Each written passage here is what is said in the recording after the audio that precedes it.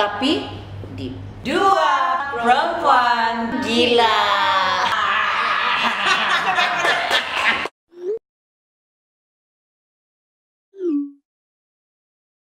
Hai, Assalamualaikum dan selamat kembali bersama saya Jana Rahman dalam 2PG Podcast.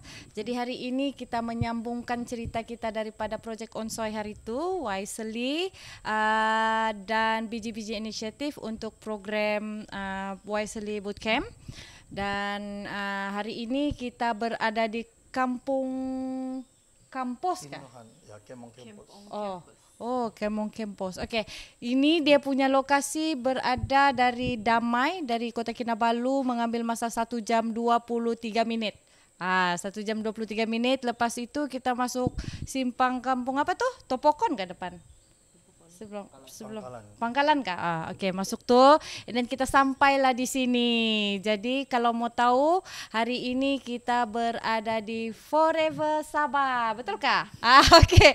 Forever Sabah bersama kita punya guest hari ini, di mana kenapa Projek Onsoy memanggil Forever Sabah hari ini? Sebab Forever Sabah merupakan local partner bagi Projek Wisely dan BG-BG Initiative untuk program yang dimenangi oleh Projek Onsoy lah. So sebelum itu kita minta dulu memperkenalkan diri daripada ladies first. Okay. Thank you, Jana. Okay, boleh. Okay. Terima kasih, Jana. Hai semua, nama saya Fika. Saya bekerja dengan Forever Sabah sebagai Partnership and Learning Experience Facilitator, sebahagian daripada tim Forever Sabah Institute. Okay, dan bersama saya dua rakan sekerja. Saya kasih dorang lagi lah, introduce diri dorang. Hai, selamat pagi semua. Nama benar Betroy Cipe bin Hong Sui, panggil Cipe sahaja. Dan saya memang asal daripada kampung sini, Kampung Lepasan. Dan sekarang saya bersama-sama dengan projek dengan Forever Sabah dalam projek padi sebagai project coordinator. Ya. Saya. Hai semua, nama saya Noel. Saya dari Penampang dan sama-sama dengan Fika bersama di tim Forever Sabah Institute. Saya sebagai Coordination and Learning Experience Facilitator. Okey. Oh, maksudnya Forever Sabah ada institute. Oh, apa yang Forever Sabah buat institute ni? Maksudnya cerita sikit pasal institute Forever Sabah ni. You want to say it? I mean, kalau mau cerita pasal institute, the first thing kalau sebut institute, usually stereotype-nya ada bangunan, ada kelas. Tapi Forever Sabah Institute ni, sebab di Forever Sabah kami ada banyak projek di merata tempat di Sabah. Jadi imagine setiap distrik itu merupakan kelas. Ya, jadi kami ada projek tentang harmoni gajah dan manusia. Itu berada di Telupit. Jadi kalau mau masuk itu kelas, pergi ke projek, dengar tu cerita di Telupit, dengar cerita oleh gajah, dengar cerita oleh community. So it's semua macam tu yang dia punya experience. Sebab itulah kami panggil diri kami Learning Experience Facilitator. Kami facilitate itu pembelajaran di lapangan untuk mendengar itu cerita di lapangan. Ya, bukan di textbook, bukan di slide. Jadi kelasnya berada di lapangan. Maksudnya based on experience learning lah, begitu. Okey. Jadi maksudnya Forever Sabah Institute ni dia sekolah dia adalah Sabah, kelas dia Telupit, Tabawan. Ya begitulah. Oh, okey, I see. Okey, kita cerita sedikit macam mana kita nampak Projek Onsoy merupakan pemenang bagi kita punya program hari itu. And then masing-masing saya percaya waktu itu Forever Sabah merupakan penilai dan juri. Jadi kenapa boleh bagi saya kenapa memilih Projek Onsoy sebagai pemenang pada hari itu? Ya, boleh. Secara kebetulan saya salah satu juri saat itu. Dan kami telah diberi beberapa kriteria yang perlu dinilai. dalam pembentangan tersebut. Dan terdapat kalau saya tidak silap ada 8 kumpulan saat itu. Dan kenapa saya memilih tim Onsoy? Sebab saya pun ada kriteria sendiri yang saya pegang lah. Yang salah satu dia, adakah projek itu boleh dicapai? Ya. Bila saya lihat beberapa kumpulan yang lain banyak yang mempunyai idea yang sangat baik.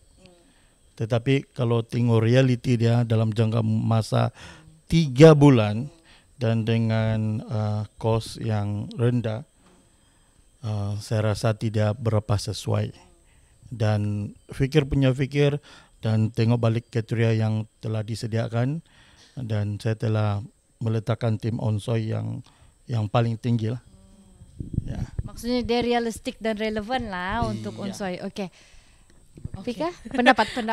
Ya, bagi saya pula, saya pun masa tu menilai juga.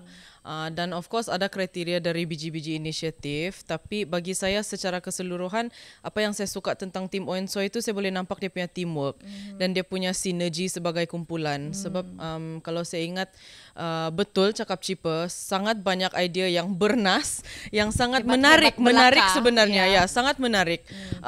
Tapi betul lah dalam jangka masa yang terhad dan budget pun yang terhad, dan pada masa yang sama saya lihat beberapa kumpulan dia punya energi dan kerjasama secara kumpulan tu tim Onsoy lebih menyerlah lah masa tu.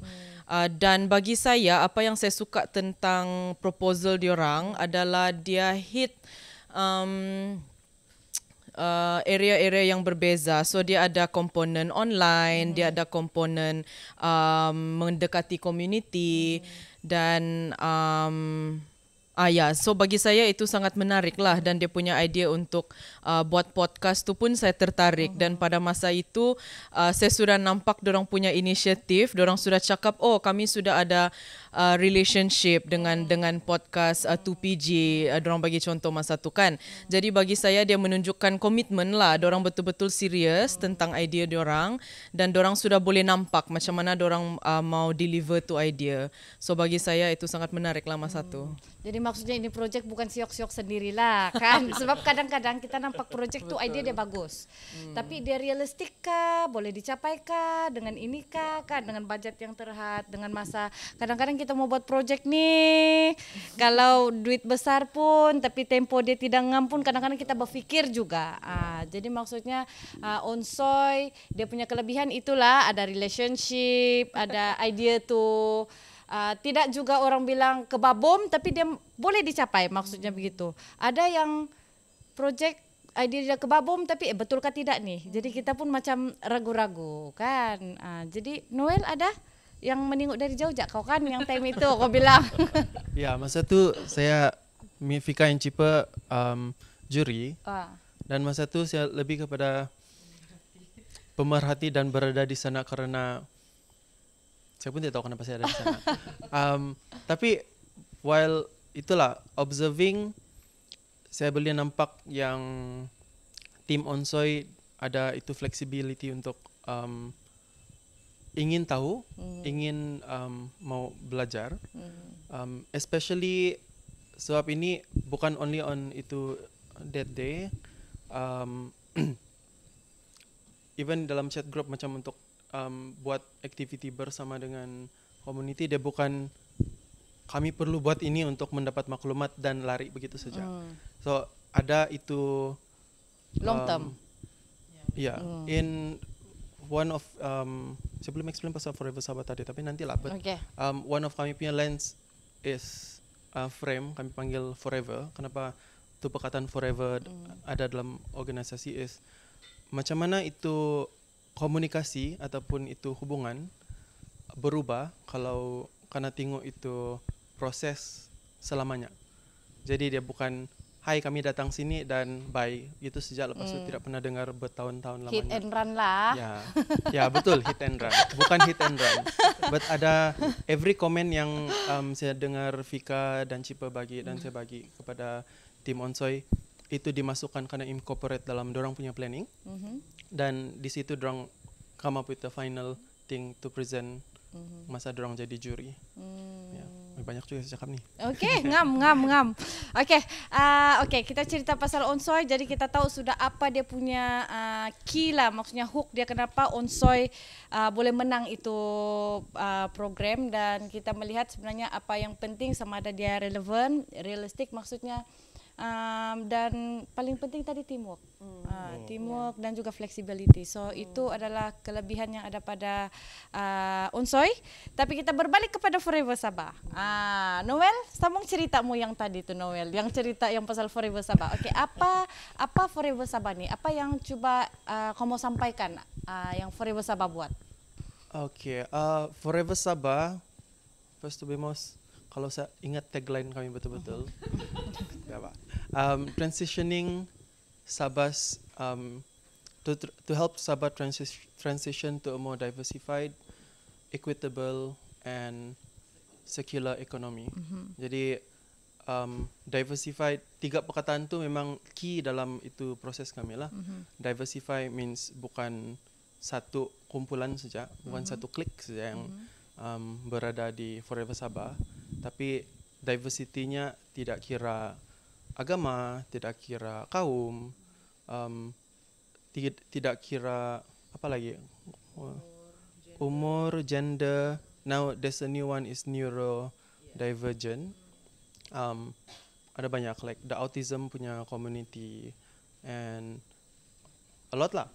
So diversity, equitable, kesaksamaan, anything yang can be yang kena buat dia tidak macam apa yang saya cakap tadi dengan tim Onsoy, it's more equitable because dorang ada hati untuk mau mengenal, ada hati untuk buat hubungan dengan apa yang dorang mau buat, bukan hit and run. And the and then circular economy.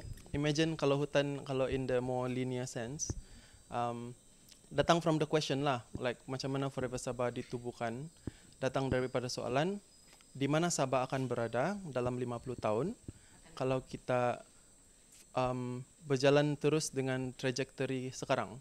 Trajectory yang sekarang, the more linear sense is ada hutan, potong semua, jual. And then what happened to the forest?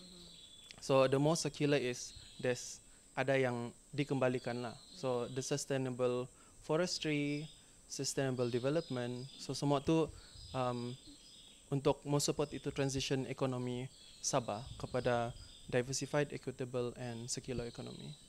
Yeah, so that's Forever Sabah. Dan salah satu lens yang saya cakap tadi yang forever, dan ada few lens lah. I think Fika ada sebut tu time bootcamp. Yeah. So mungkin boleh dianggap modus operandi lah Forever Sabah ataupun adat pendekatan gitu. Bukanlah, but it's just the way Forever Sabah engages with the world, I think, or with the world around us lah. Through the lenses of forever, so selamanya, macam mana hubungan tu akan berubah ataupun engagement tu akan berubah sekiranya kita fikir tentang forever dan bukan just touch and go kan. So forever, apa surat tu? The indigenous imperative ataupun imperative keasalan. Tidak semestinya saya sebagai orang asal punya ketetapan begitu, tapi macam mana saya sebagai Sabahan, saya rasa memang inilah tempat saya. This is where I belong and I belong to Sabah. Sabah doesn't belong to me. So daripada imperatif ataupun ketentuan atau ketentuan itu, saya rasa inilah tempat saya dan sinilah saya mau hidup, dan daripada kehidupan tu apa yang saya mau buat, begitulah. So the indigenous imperative, facilitative leadership ataupun kepimpinan fasilitatif, macam mana rupa dia kalau kepimpinan itu tidak dilihat sebagai satu orang pemimpin, dialah yang kata-kata dialah yang muktamad dan dialah yang kita perlu taati ataupun ikut. Tapi macam mana kalau proses dia itu, proses kepimpinan itu terbuka kepada semua orang dengan proses yang fasilitatif, maksud dia melibatkan seberapa banyak orang yang mungkin dan bertanya kepada diri sendiri, bertanya kepada kita siapa yang tiada di ruang ini, yang patut berada di ruang ini. Sebab kalau kita cakap tentang menyokong peralihan Sabah kepada ekonomi yang saksama, lestari dan pelbagai, sudah tentu melibatkan orang ramai ataupun individu yang pelbagai juga. Macam Noel cakap tadilah, bukan yang a certain class saja or a certain gender, certain race kan. Dia melibatkan semua orang. Jadi dari proses fasilitatif tu, itulah merangkul secara lebih meluas. Humanizing processes is another one of the lenses. So macam mana kita, bagi saya kan kerja sejak saya mula dengan Forever Sabah ni, saya rasa kerja-kerja ni macam saya belajar untuk menjadi manusia. Ya, betul, dan memanusiakan. Sebab berbalik kepada itulah like ekonomi pelbagai, lestari, saksama semua tu kan. Macam mana mau beralih tu daripada model ekonomi yang ekstraktif. Maksud dia ekstraktif tu selagi apa yang saya boleh dapat dari orang ni atau apa saya boleh dapat dari hutan, dari sumber ini kan. So instead of looking at it that way, how do we humanize the process? Maksud dia macam mana saya lihat Jana sebagai seorang manusia dahulu sebelum saya lihat Jana sebagai contoh host 2PG. Kalau saya contohlah, kalau saya lihat Jana sebagai host 2PG saja, sudah saya akan fikir okay, apa yang saya boleh dapat dari hubungan tu. Tapi kalau saya tengok Jana sebagai seorang manusia terlebih dahulu, jalinan hubungan tu dia lebih genuine lah bahkan bilang orang. So bagaimana kita engage dengan cara yang begitu.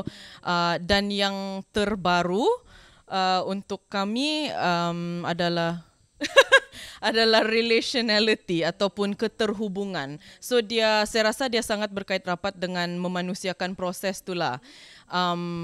Before we look at, positions or titles, kita lihat menyantuni sebagai manusia dulu, menyantuni kalau contoh dengan alam sekitar pun menyantuni sebagai alam sekitar, bukan sebagai ini hutan, benda hidup kan, sesuatu yang kita boleh bina hubungan.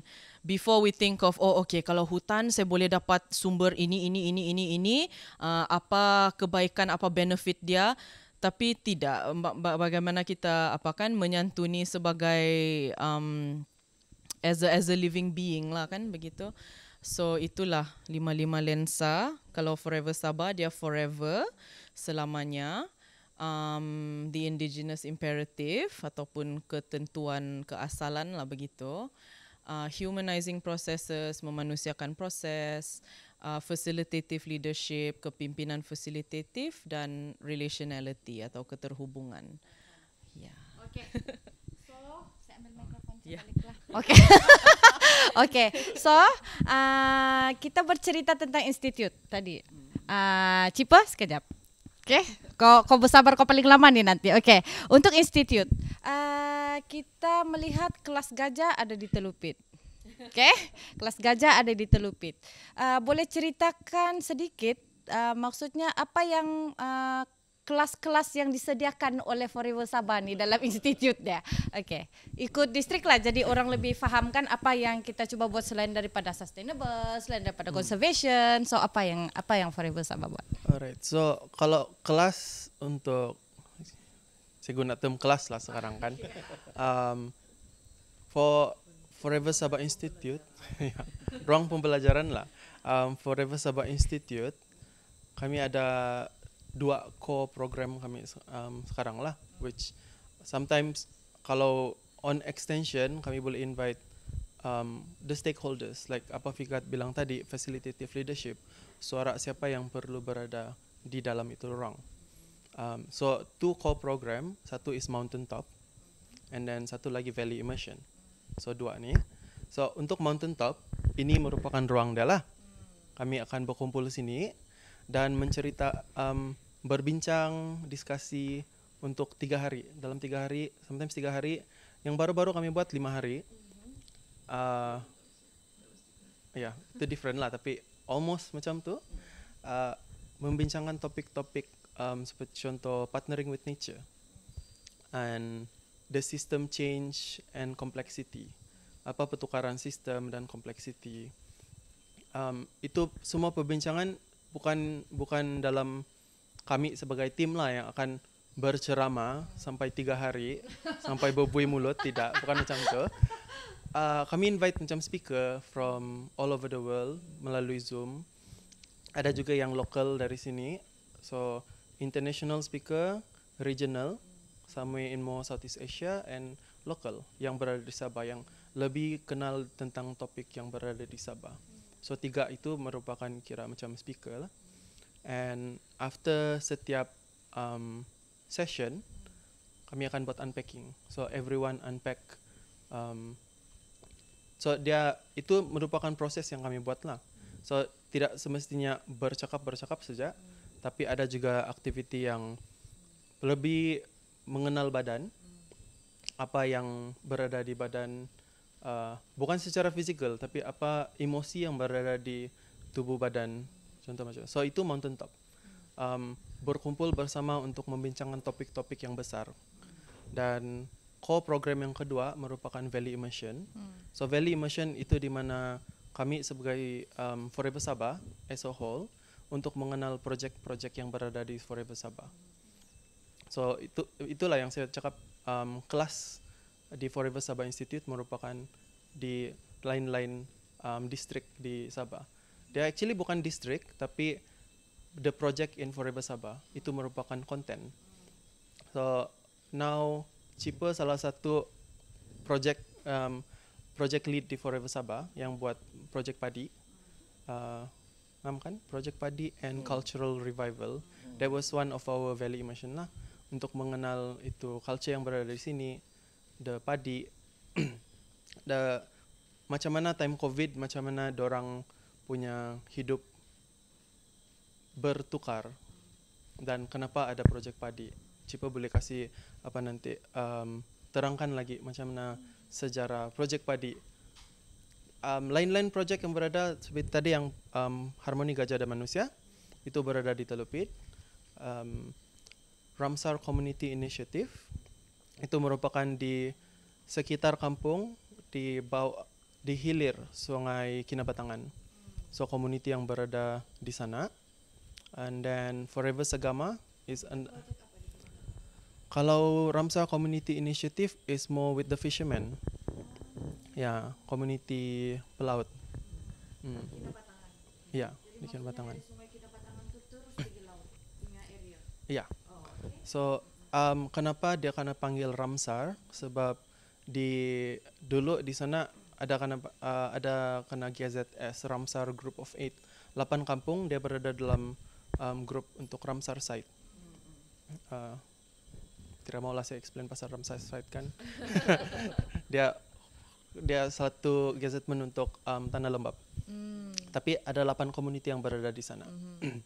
So itu merupakan satu inisiatif lah untuk yang community di Ramsar, macam mana dorang mendapatkan dorang punya livelihood, dorang punya perikanan, semua macam tu. So with everything that is coming to them, sumber ikan pandai berkurang. Betul. Dan macam mana dorang boleh teruskan dorang punya kehidupan seharian dengan itu, like alternative livelihood dorang macam mana. Apa lagi projek yang Payment for Ecosystem Services itu berada di Babagon Dam. Kalau mau dengar cerita tentang macam mana seluruh KK dan seluruh Penampang sampai saya rasa Telipok kah? I'm not sure if my facts is correct lah. Mendapat dorang punya bakalan air. Okay. So itu dari satu empangan yang berada di Penampang. Tapi community di sana oleh kerana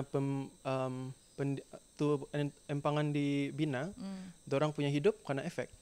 Contohnya? So, contohnya tidak boleh develop itu dorang punya land. Dan ada satu community kena dipindahkan dari tanah dorang untuk keluar dari, sebab kampung asal dorang sana bawa air. So itu cerita dorang. Apa cerita yang kamu boleh dapat di Payment for Ecosystem Services itu merupakan cerita asal, macam mana asal dorang punya sejarah dan macam mana dorang sekarang. Yeah, I think that's 3 of the project. Certification for sustainable palm oil itu berada di Telupit juga bersama-sama dengan tim Gajah. Itu untuk certify smallholder yang berada di Telupit, Tongod, Kinabatangan dan Beluran. Pekebun kecil kelapa sawit lah. Ya, Okey. pekebun kecil. Itu projek macam mana? Itu panjang lah mau cerita tuh. Ya maksudnya dia punya objektif untuk Objective itu. day is for certification. Now, ya, menjual hasil dorang di harga yang optimum lah. Ya, because as smallholder, dorang usually resell, sell to macam timbangan macam tu kan, the checkpoint, and then the price that they get untuk dorang punya kelapa sawit is lower than the market price yang selalu dorang dapat lah. But it's not just itu harga, but macam mana dorang buat itu sawit dorang, menanam sawit dorang with we call the certification RSPO certification. Yeah, standard RSPO. But remind me what is RSPO? Roundtable on Sustainable Palm Oil. Ya, itu dorang memang ini certification dia ada dia punya standard. Dia bukan just standard size berat kelapa sawit yang sampai tempat dorang, tapi standard untuk macam mana apa kamu tanam tu kelapa sawit, macam mana dia diracun, macam mana dia dijaga, semua itulah. Okey, faham. Dia bukan like habis ya semua and then tinggal tunggu. So memang ada proses dia di sana lah. Yeah, and what am I missing? Gajah, Kinabatangan, ya itu je aku ingat. Gajah, Kinabatangan, kelapa sawit, padi. Ya, FMU tidak. So there's more local. I think itu more local. The yang certification for palm oil itu merupakan more statewide. Hari itu renewable energy and rural electrification itu untuk mau kasih bagi current untuk proses untuk so dia punya cerita is when masa time I think time COVID kalau silap saya, dorang buat survey on the whole of Sabah on power. Kalau orang ada kampung ada power, so found out 400 villages di Sabah tiada current, tiada electricity. So a lot of reason, mungkin tali current tidak sampai sana. Kabel kayak itu. Oke, tali dia tidak sampai. Kabel tidak sampai. Kadang-kadang ada tiang tapi tidak tali, kan? Oke. Kadang-kadang ada tiang, ada kabel tapi tidak yang mengalir. So semua itulah yang ada banyak. I leave it to the imagination lah what is happening. So RE2 is for renewable energy. Instead of just electricity yang kena supply by SCSB, how can the kampung sendiri will have dorang punya electricity by the help of renewable energy, for example solar and micro hydro. Oh, ada sudah buat micro hydro. Micro hydro ada. Ya. For example macam this is not our project but mau kami punya networking organization di Kampung Buayan macam tu. How they rely on micro hydro. So sungai dorang mengalir and then they use that untuk dorang punya electricity. From one of our project, this is dalam macam disebut tadi Kinabatangan, Ramsar Community Initiative, kampung yang paling hujung, Kampung Dagat. So when we went there for the valley immersion, kami ambil masa dekat 12 jam lah baru boleh sampai. Apa dia punya perjalanan? Naik kereta juga kan? Naik boat lagi? Naik kereta berapa jam? So mix of many. Kalau dari KK naik bus sampai sana, sampai di Lahad Datu. So sampai di Lahad Datu sudah ambil masa dalam 7 jam? 6-7 jam. So mau masuk kampung naik 4-wheel drive 4 jam lagi. 4 jam, 7, 8, 9, 10, 11. 4 wheel. Lepas tu tiada naik perahu?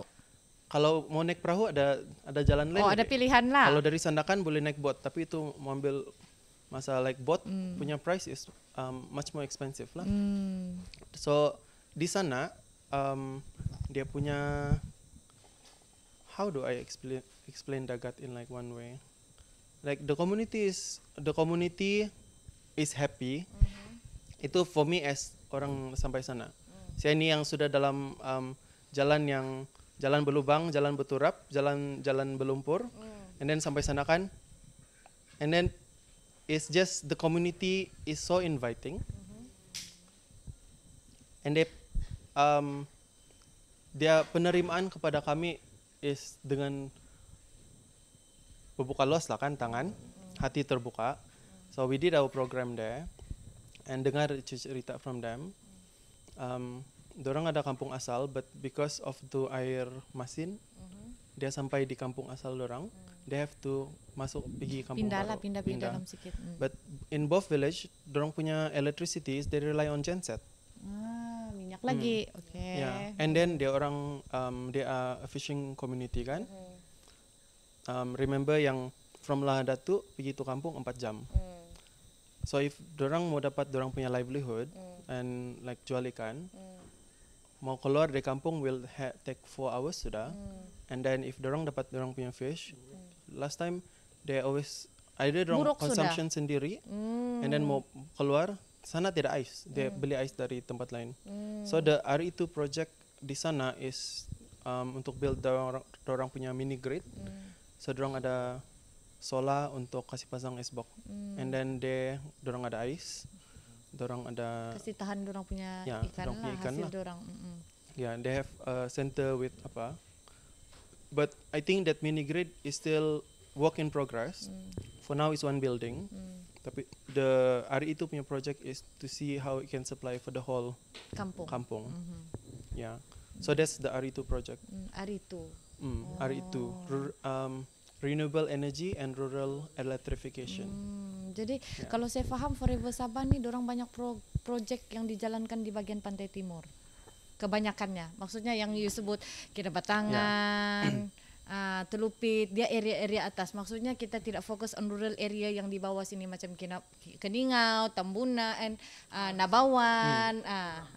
Itu belum sampai di sana because our networking organization Pakos buat banyak project yang di sana. Betul. So, jadi kamu di sinilah sebelah sini. Yeah, there's a part where untuk contoh for RE2 when we did itu survey, the survey was with in collaboration dengan Pakos.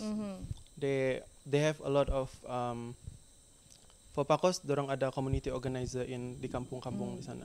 So the survey is done with dorang punya support, which is a huge support because for FS part yang di sana is not within kami punya reach, but the survey needs to be done for the whole of Sabah. So ada collaboration partner dengan Pakos untuk buat untuk dapat itu outcome daripada orang punya survey dan kita but buat not project. just like collaboration for one time. Like RE2 punya project is kira macam, what do you call a consortium in Malay? It's a consortium lah. Dia gabungan. So one of the consortium partner untuk RE2 is Pakos. And not just Pakos Trust, not just one off, but it's always berjalan sama-sama.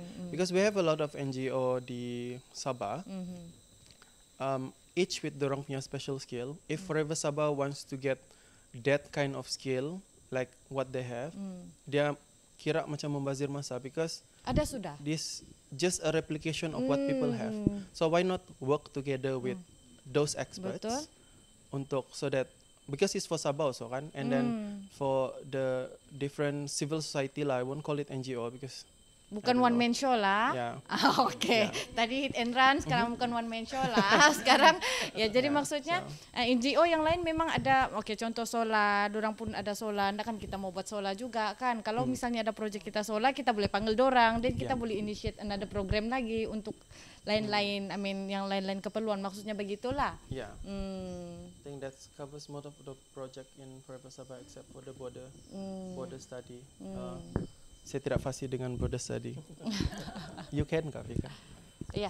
Banyak sudah. Oke. Ya, banyak sudah. Oke, dari tadi Banyak sudah. kita kasih cheaper lah. Oke, cheaper. Right.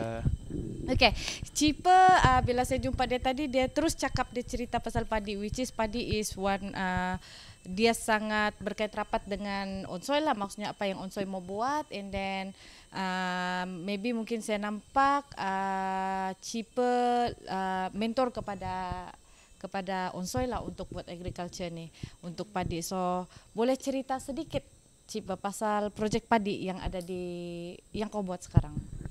Sedikit ya. Enggak, banyak sedikit. Dari tadi kau diam-diam, kau angguk-angguk, kau ketawa. Oke, terus. Sedikit cerita tentang bagaimana projek padi ini start.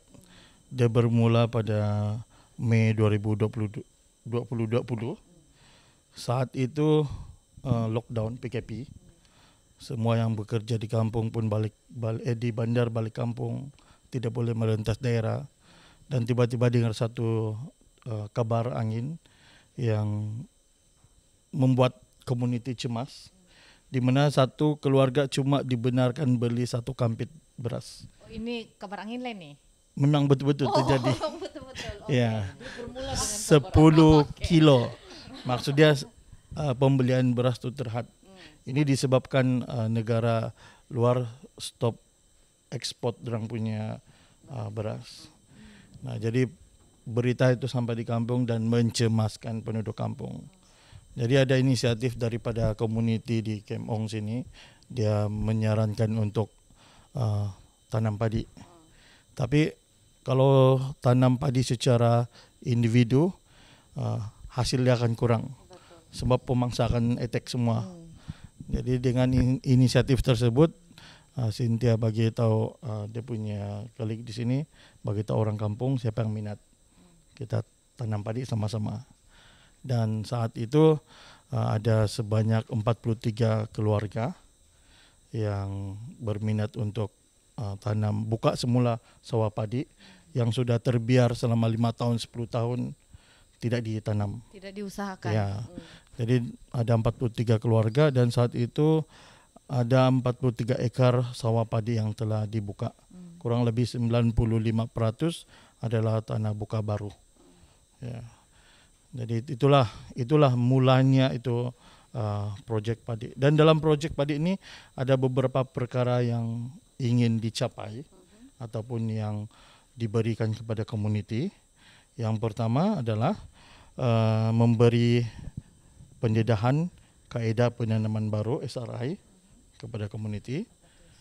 SRI sistem penanaman padi secara intensi. Ya. Kalau English dia itu kamu cari sendirilah. Apa English dia Pika? System of rice intensification. Ya. Right.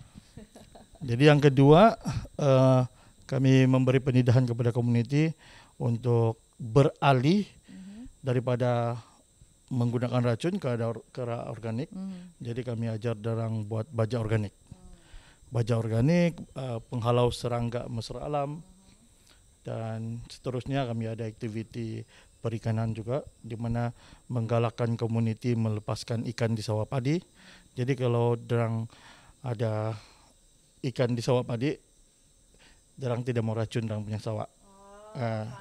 Pada masa yang sama mereka akan dapat sumber protein juga. Lepas itu dalam proyek tersebut ada timbul masalah lain dengan kerbau, sebab kerbau sudah terbiasa berada liar. Ya, tidak ada kerja kerbau ni. Jadi bila dia attack itu sawah padi, owner kerbau tu tidak mau bertanggung jawab. Dan masing-masing tunding jari. Bukan kerbau saya. Begitulah. Jadi dengan adanya masalah itu, wujudnya satu aktiviti di mana aktiviti menjinakkan kerbau. Ya, jadi kami menjinakkan kerbau. Di tahun yang terakhir 2023 kami menjinakkan 7 ekor kerbau. Dan 1 kerbau tu boleh kena naik sudah. Karena naik apa? Tunggang, boleh ditunggangi. Astaga, naik. Ya, boleh ditunggangi tapi sudah. tidak boleh klaim lah. Ini kami sudah kasih jinak, ini kami punya, tidak boleh. Ya, dia punya reason kenapa kita galakkan itu community bagi kerja itu kerbau dan kita libatkan kerbau dalam aktiviti pelancongan. Jadi orang boleh tengok, orang boleh ambil gambar, boleh sentuh, boleh naik dan owner dapat bayaran. Itu salah satu dia. Dan kami ada aktiviti pelancongan selain daripada kerbau, pelancongan di sawah padi, merasakan pengalaman tanam padi atau harvest ataupun proses padi itu dari padi sampai beras, masak-masak, mengatam begitu yang ya. harvest. Itu pun ada juga kena ni. Dan yang terakhir ada marketing. Marketing ini dia wujud sebab ada di kalangan community yang mempunyai ekstra lebihan beras. Jadi dengan itu kami bagi pendidikan mereka bagaimana buat packaging yang cantik, yang tahan, dengan buat logo Wagas Dati, dengan penanaman mereka yang organik, mereka boleh jual dengan harga yang lebih tinggi. Berpatutannya. Jadi muncullah Wagas Dati. Wagas Dati. Ya. Oke. Kita boleh cek juga tuh. Type cek Wagas Dati keluar tuh kami punya website. Wagas Dati ini dalam bahasa dusun, kalau Melayu maksudnya baras kita. Oh, Dati itu kita. Iya. Oh. Dan biasanya di kampung sini itu dia punya beras tuh kena panggil rare, limited edition. Sebab community akan share yang ada lebih sahaja. Dia bukan tanam untuk jual. Adakah itu maksudnya enggak tahulah, ini yang saya pernah dengar. Beras warisan nih kalau dijual, dia masih ada kepercayaan begitu kah? Community di sini masih mengamalkan tidak boleh jual beras kita. Masih ada begitu kah? Ataupun memang dorang mementingkan dorang punya keperluan dulu, baru jual? Macam mana? Kalau respon saya terhadap itu, di sini tidak ada yang pantang tidak boleh jual. Iya, tidak ada. Oh, tiada. Tidak ada begitu. Dan jenis padi yang mereka pilih itu bergantung kepada ciri-ciri padi itu sendiri. Jadi saya akan tanam padi yang saya suka. Jadi saya tidak, kebanyakan community sini dia tanam mengikut apa yang dorang suka. Apa yang dorang suka makan terutamanya. Saya suka yang lembut. Oke, saya tanam padi yang lembut. Saya suka beras yang wangi. Saya tanam beras yang wangi. Iya. Oke, jadi maksudnya kalau sekarang ni berapa jenis padi yang ada di sini? Sekarang ni last data 2023 kami ada 45 jenis padi. 45 jenis. Dan macam-macam dia punya ni. Warna. Dia punya warna, dia punya ciri-ciri khas dia. Ya, bentuk dia. Oh, iya. Wow, dan kegunaan dia. Excited pula saya, iya. Boleh kan saya mengatam padi ni ya? Saya mau pikir dulu. Ya, jadi maksudnya community di sini ada 45 jenis padi, which is ini padi dorang tidak jual, maksudnya dorang tidak jual secara besar-besaran ataupun jual terus. Ini untuk keperluan dulu, lebih baru jual. Lebih baru jual. Dan apa yang project buat adalah menambah nilai itu beras lah. Maksudnya tambah packaging cantik kan, supaya dia boleh dikasih tinggi harga lah. Maksudnya dapatlah keuntungan besar lebih besar lah daripada sebelum ini. Oh, begitu. Jadi kalau tanam padi organik. Iya. Okey, jadi kalau racun macam mana? Kalau Penggunaan racun. Kalau sudah cakap racun tidak sesuai organik tu kan? Ya, masih menggunakan racun kimia kah atau macam mana? Atau ada inisiatif lain macam penghalau serangga tu pun, which is another alternative lagi kan? Tapi kalau saya tidak berapa campin lah pasal pertanian ni, tapi ada setengah serangga dia boleh mati pakai ini racun saja. Begitu. Ada inisiatif lain kah buat racun hasil daripada organik kah atau macam mana kah untuk racun padi? Oke, biasanya kalau dalam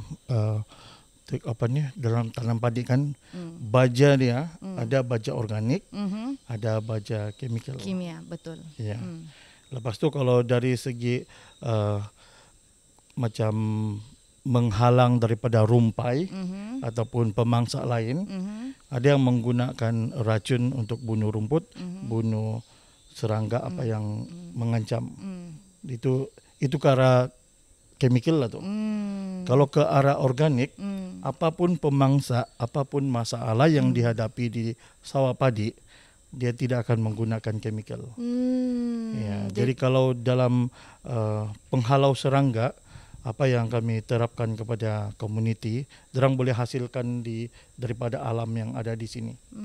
Sebab salah satu ciri-ciri atau kelemahan serangga, dia tidak suka yang pedas dan pahit.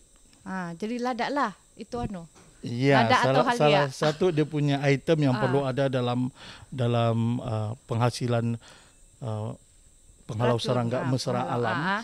Ladak. Lada. Oh. Dan satu lagi okey. patawali. Patawali kamu tahu tu? Sapai. Sangat pahit. Oh, ya. Dia sejenis tumbuhan menjalar. Ya, jadi kita ambil itu, kita kasih jadi sebagai itu medium dia. Jadi bila kita spray di daun, dia melekat cek di daun tu. Kalau ada serangga perosak macam ulat makan daun, Dia tidak mau sudah. dia makan terus dia makan. Padas lagi. Iya, ada Oh. padas Ada lagi. juga tuh mitos yang tuh sapai kalau ikat di pinggang boleh kurus. Siapa yang Ya. Itulah dia punya reason dan terbukti berkesan. Berhasil lah. Ya, macam kalau macam tikus, macam mana kita menghalang daripada tikus untuk pergi ke sawah padi, kita guna betik muda atau ubi gadong. Tikus takut itu benda. Oh ya kah? Iya, saya pun tidak tahu macam mana dia Kepayas punya. muda tuh. Iya, reality dia, tapi tikus takut itu benda. Oh. Dan itu kalau berhasil juga. ya, dan itu apa pesisang stinky bug, stink Yang bug berbau tuh. bau tuh ya. Itu kami buat perangkap dia daripada botol air.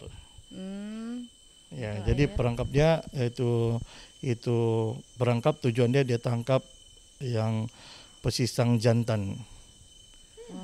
Dia masuk di dalam. Jadi kalau jantannya sudah kurang, jadi dia punya pembiakan tuh kurang lah. Jantan dia sudah pupus, kenapa pula betina mau mengandungkan lagi, mau kasih beranak lagi, membiak. Oh, faham. Dan untuk mengatasi rumpai ada beberapa teknik yang mereka gunakan selain daripada kau manual cabut. Dan isi air dan punya sawah di saat persediaan sawah tu. Lepas tu sudah kena kasih sedia, sudah bersih, tanam padi. Dan biarkan level air itu sentiasa tinggi. Jadi rumput tidak akan ada can untuk keluar. Faham. Oh, itu jadi boleh dikatakan komuniti sini memang mengamalkan organik, mungkin dari penghalau serangga, dari segi penanaman, pembajaan. Oh, begitu. Daripada 111 keluarga yang mengikuti ini projek padi, kurang lebih ada 46 keluarga yang telah beralih dari chemical pergi organik. Ya. Okey, jadi masih bukan semua lah.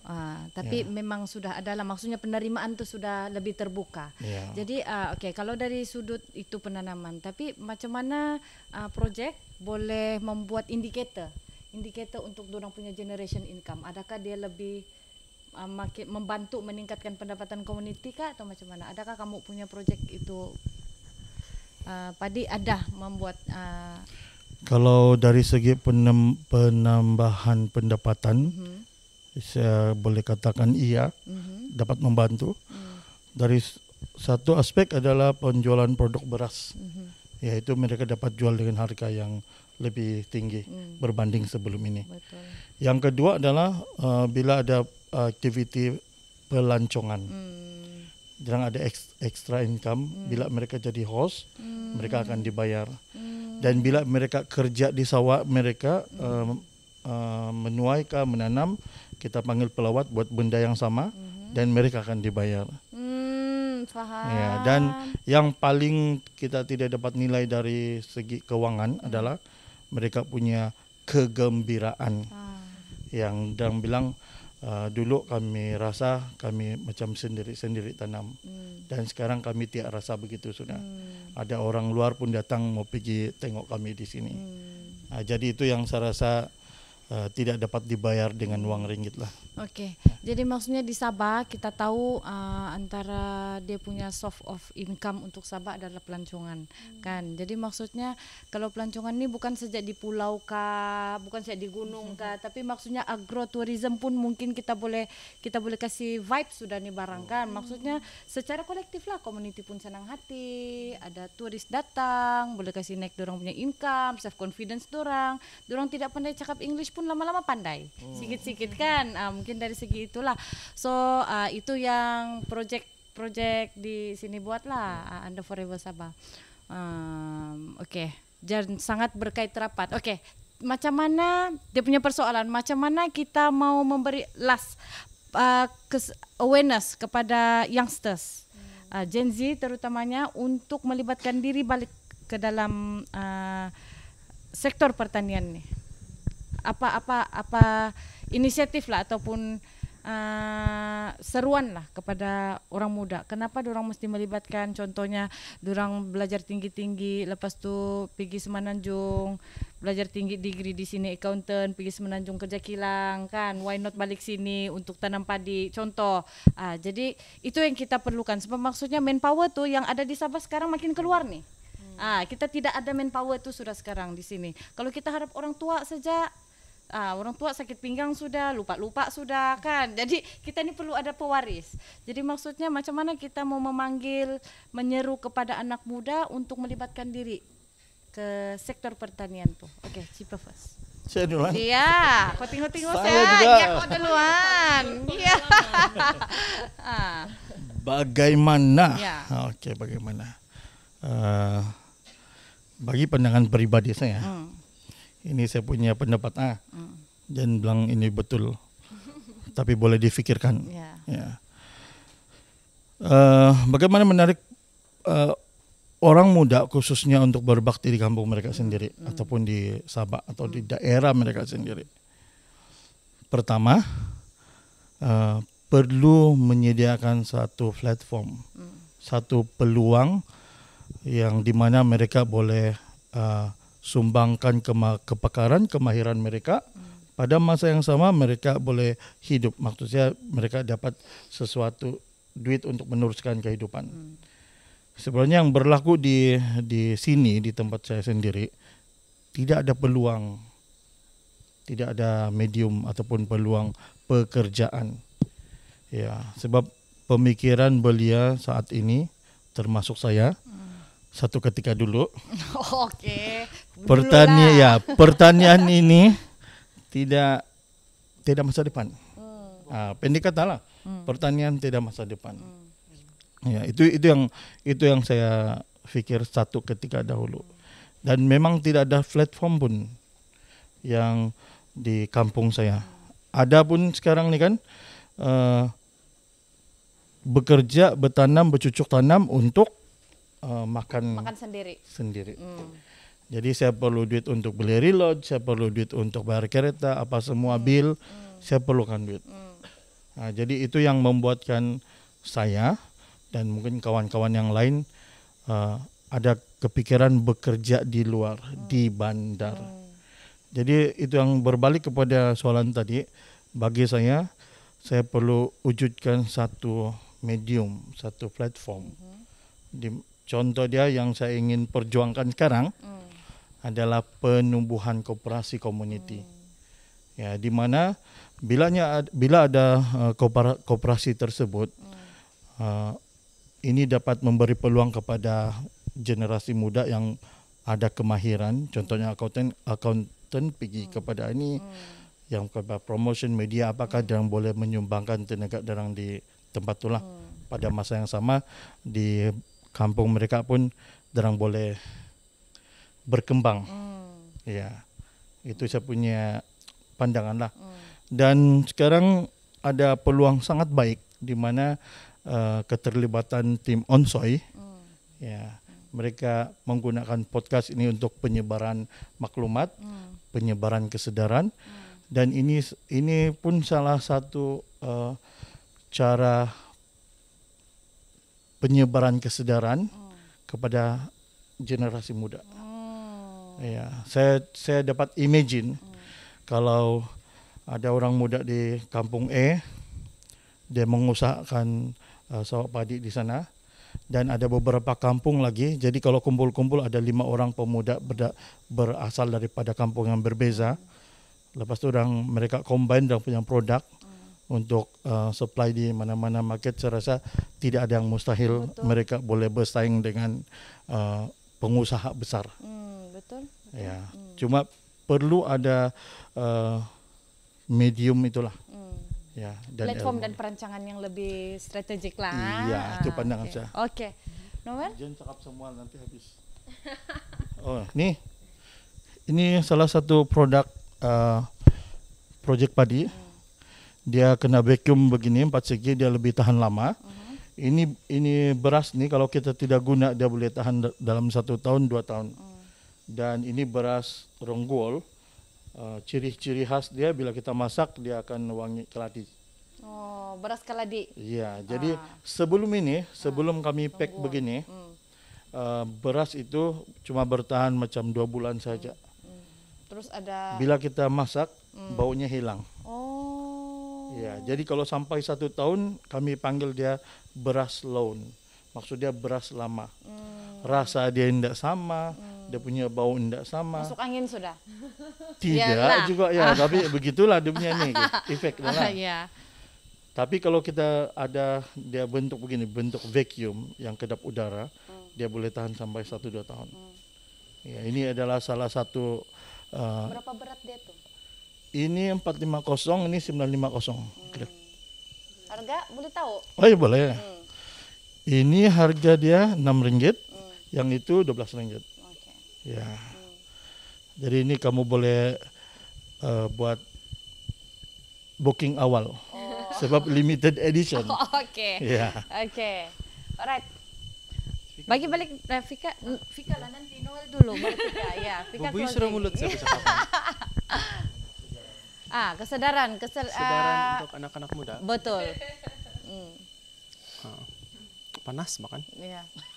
Itulah mau cepat. Enggak, maksudnya panas makan cuaca. Kalau mengusaha di bidang pertanian lah, saya rasa paling saya observe sekarang dari pandangan saya sendiri, sebab itu perubahan cuaca, perubahan iklim, banyak yang macam saya sendiri lagi suka main Farmville. Daripada lebih farming, suka dapat koin. Farmville, dapat koin juga tapi digital, yang digunakan di sana saja. Saya rasa untuk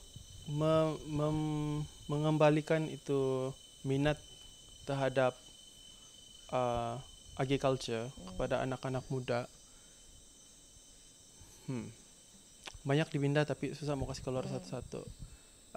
Satu, saya echo balik apa yang Cipa cakap tadi tentang tourism, and then another one is itu sains yang di sebalik apa yang community buat lah. Bila saya dengar cerita Cipa tadi, contoh macam dia punya penghalau serangga tu didapati daripada tempat tu sendiri. Sainsnya serangga banyak yang tidak suka tentang feromon semua ni. Macam saya di rumah, ini semua yang saya belajar daripada bila berinteraksi dengan projek padi. Not so much untuk mengembalikan itu minat kepada pertanian, tapi saya sendiri dapat minat saya untuk mengenal tumbuhan, untuk tahu semua macam kalau di rumah saya penuh semut, saya tabur subur kelada, tidak payah saya main riset. Satu malam lepas tu sebab itu jalanan dorang sudah ada cili, lada, pedas, jadi dorang pindah tempat lain. Dia ada banyak interaksi antara community dengan itu alam yang di sekeliling dorang. Macam awal tahun ni saya bawa pelawat pergi sana, and tahun lepas saya bawa pelawat pergi sana dari Jepun, dan dorang explain sendiri yang burung-burung yang di sana, dorang tidak mau halau sekaligus halau burung, sebab tu burung-burung pun perlu dorang punya makanan sendiri.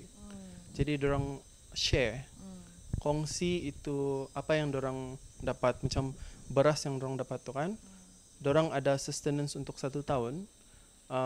Yang ekstra tu dorang jual, tapi ada satu bahagian tu yang community penanam, si uncle kasih tahu lah, dia kasih biar saja Untuk burung. Maksudnya ekosistem di sana lah. Ya, ekosistem di sana. So actually burung tu bukan saja dia makan itu padi, tapi siapa lagi yang makan serangga kan? Pun burung juga. So dia memang ada ekosistem sana. Bukan mau kasih basmi satu. Kalau ni burung-burung tidak makan, nanti makin banyak serangga. Contoh,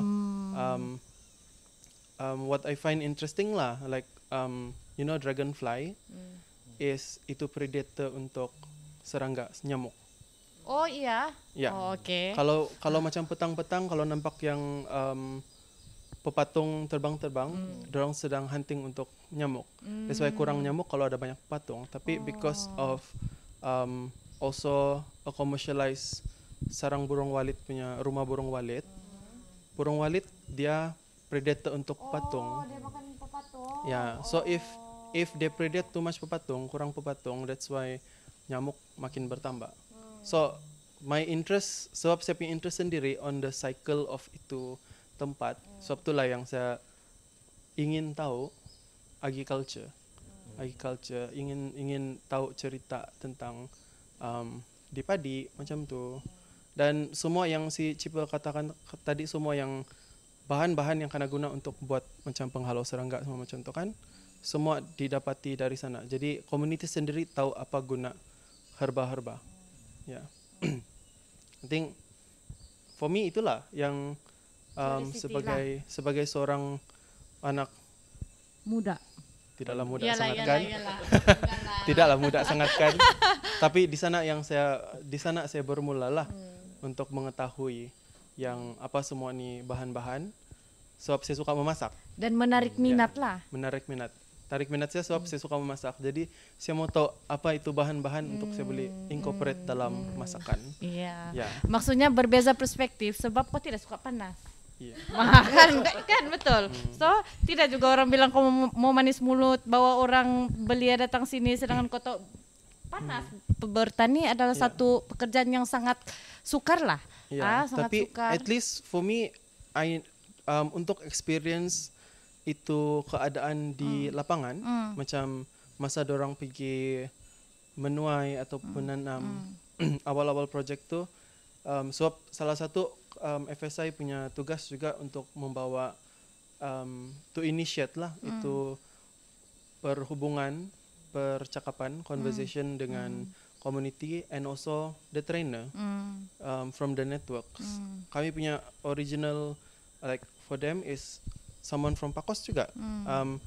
If you search it up, Kirvatu Nature Farm, si Puan Maria, dia yang tolong bagi share dia punya apa yang dia belajar selama dia menanam, semua yang tentang organic farming, natural farming. Dia yang kasih share time initial program project padi, dan di sana dia berkembang, dan dia melalui inisiatif projek padi sendiri untuk tahu apa lagi. Tapi yang penting dia itu seed, benih untuk apa tu sudah ada di sana. Dan kalau saya as orang bandar, saya suka minta diskaun.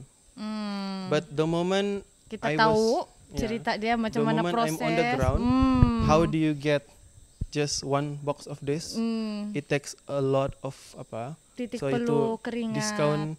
Saya tidak akan cakap titik perlu lah, memang darah daging sudahnya. Ya.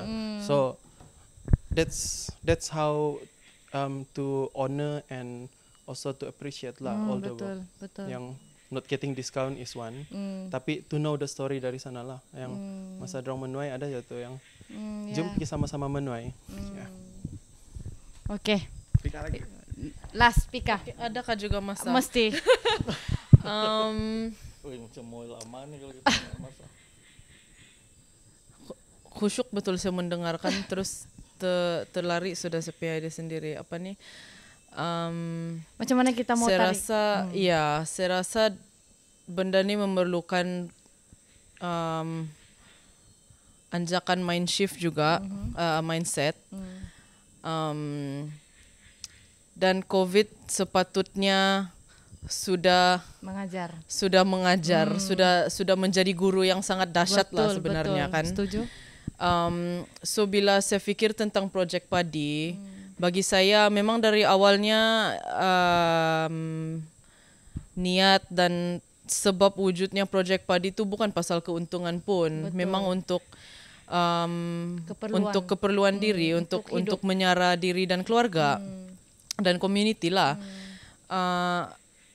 So bagi saya itulah yang dimaksudkan dengan ekonomi pelbagai saksama dan lestari.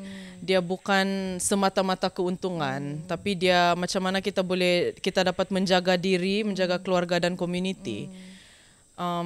So saya rasa bila mungkin dengan generasi kami pun masih generasi kita kan masih juga dengan kerja petani ataupun cucuk tanam, dia tidak glamour dan dia tidak digalakkan pun. Saya rasa saya akan sangat kagum lah kalau ada ibu bapa yang cakap belajarlah kau tinggi-tinggi supaya kau boleh jadi petani. Saya rasa sangat hebat lah kalau ada yang cakap begitu. Tapi malangnya selama saya hidup saya belum pernah dengar lagi macam tu. Dia selalu belajarlah kau tinggi-tinggi, kau jadi doktor, lawyer, engineer, apa-apalah. Tidak salah juga mau kerja macam tu kan. It's just that memang ada tu mindset bah. Yang kerja petani ni kau ndak ada masa depan. Macam Cipa cakap lah kan, ndak ada masa depan, ndak ada keuntungan. Ya, ndak bikin kaya dia bilang. Iya, tapi bila sesuatu macam COVID berlaku, betul. Itulah yang kita cari-cari kan. So bagi saya secara peribadi saya rasa ada elemen kerohanian di situ bagi saya. So elemen spiritual lah bagi saya, dia bukan keagamaan tapi kerohanian. Sebab secara peribadi saya pun boleh dan saya hampir juga pindah keluar Sabah untuk mencari peluang pekerjaan kan.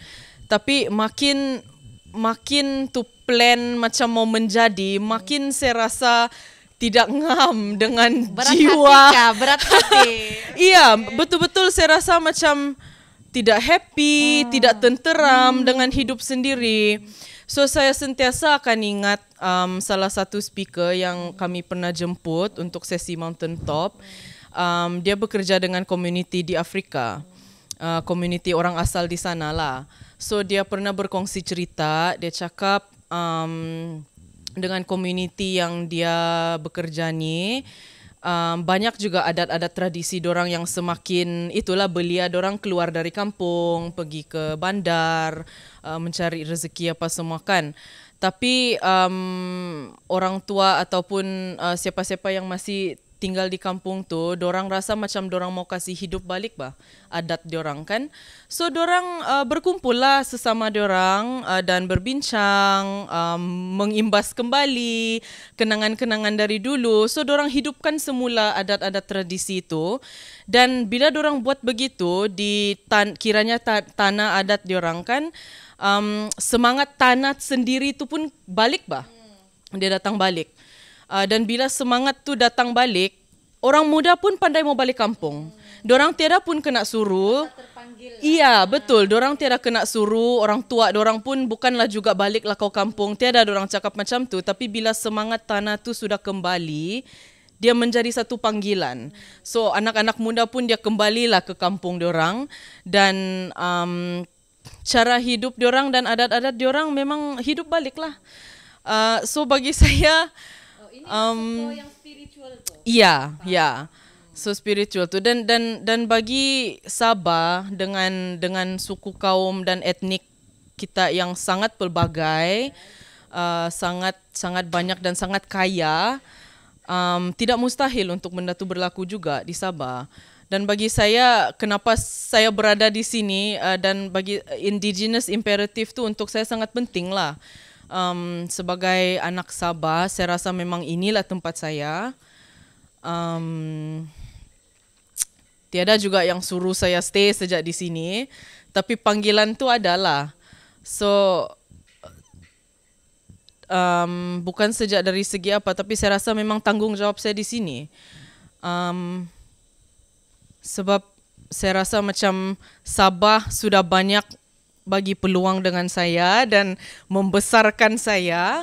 So saya rasa macam okey lah, saya berada di tahap hidup saya sekarang yang saya boleh reciprocate. So itulah bagi saya dia satu elemen yang agak spiritual di situ. Dan iya. So sebenarnya saya lihat ramai anak muda sekarang yang ada juga perasaan macam tu. Tapi realiti hidup sekarang memang of course kalau tiada peluang tu susah. Sangat keras. Iya, sangat keras. So betul juga apa Cipa cakap, mau ada tu platform, mau ada ruang yang sesuai kan. Tapi ruang tu sekarang saya rasa boleh dikatakan ada. Ada sebab ada projek padi contoh kan, ada projek padi dan dorang pun ada inisiatif diorang dan kami sentiasa juga macam di Forever Sabah Institute setiap tahun ada saja grup dari universiti luar negara yang akan datang untuk belajar tentang projek padi dengan tentang proses-proses diorang. Jadi kalau kalau kumpulan dari jauh dari luar Sabah boleh datang dan belajar dan berinteraksi dengan community itu, kenapa tidak orang kita sendiri kan? So itulah saya rasa dan mungkin saya boleh simpulkan dia sebagai berkawan lah. Saling mengenali dengan community setempat dan itulah juga salah satu yang saya suka tentang projek Onsoy. Macam Noel cakap, dorang sangat terbuka dengan cadangan kami. Contohnya awal-awal tu dorang mau datang untuk interview community, tapi kami cakap okay, what if kamu just datang untuk berkenalan dulu, kamu jumpa dulu dengan semua orang. Kebetulan pada masa tu community pun ada buat tamu di peringkat kampung, so kami cakap okay, why not kamu berkenalan lah dulu, tengok dulu keadaan situasi dia macam mana, bertegur sapa dengan tanah di sini dulu, berkenal-kenalan dulu lah maksud dia. So tak tahu lah, saya rasa macam poin saya sangat banyak arah sudah. Ya, maksudnya humanizing system. So saya ambil humanizing system di mana kita rasa apapun relationship kita tu kita memandang dia sebagai satu makhluk hidup yang memerlukan relationship kita dengan rasa, dengan jiwa, baru kita boleh sampai. Sama macam tanah warisan tu kita buat, it's not like ritual. Ya, memang yang di Afrika tu kan, kalau kita dengar balik, okay, memang dia akan ada buat satu ritual, tapi ritual itu adalah satu simbol untuk menghidupkan semula tanah tu, bukan secara fizikal saja, tetapi mungkin secara emosi, secara spiritual, and then secara tidak langsung anak-anak tu terpanggil balik. So kalau apa yang kita nampak dengan Cipa sudah menyediakan itu platform sudah ada. Tapi macam mana kita mau develop dan macam mana kita mau sustain. Dan baru anak itu datang balik kan. Ya, so ini anak muda nih, bukan dorang kadang-kadang ada setengah mau jadi pioneer. Tapi ada setengah dia nampak dulu, oh okay, sudah, baru saya pulang. Sebab kita nampak sudah guarantee di sana Pak. Kan? Mungkin itu saja daripada kita Forever Sabah dan 2PG. Jangan lupa kita punya Project Onsoy, jangan lupa di follow di Instagram Project Onsoy. Jangan lupa juga follow 2PG Podcast. Kita ada di Facebook, TikTok, Instagram. Dan jangan juga lupa boleh tengok ini beras kaladi. Apa nama dia? Ronggol. Beras ronggol. Ini 900 gram dan itu 450 gram. So boleh cek di mana mau beli nih? Boleh PM tepi. Sana jual. Ya, boleh PM tepi ya. Okay. Ya, kamu boleh tengok website kami di Wagasdati. Ya, projectpadi.org dan media sosial Wagasdati. Kamu boleh PM di sana ataupun ya cari orang yang berkenaan lah. Ya. Jangan kehabisan sebab ini terhad. Lebih saja dijual. Betul. Oke, itu saja dari saya. Bye bye.